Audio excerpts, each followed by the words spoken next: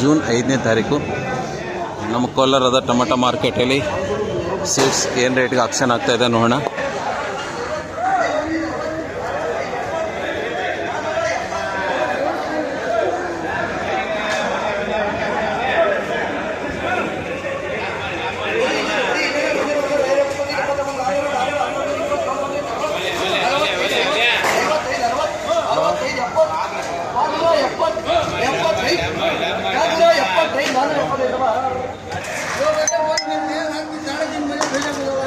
June 5ನೇ ತಾರೀಕು CMR ಮಂಡೀಲಿ highest 570 ರೂಪಾಯಿ, 570 ರುಪೀಸ್, 570 ರುಪೀಸ್ಗೆ ಇದು ಆಕ್ಷನ್ ಆಗಿರೋದು. ಇವತ್ತು ಸಖತ್ತಾಗಿದೆ, ಕಲರು ಸೈಜು ಎಲ್ಲ ಚೆನ್ನಾಗಿದೆ.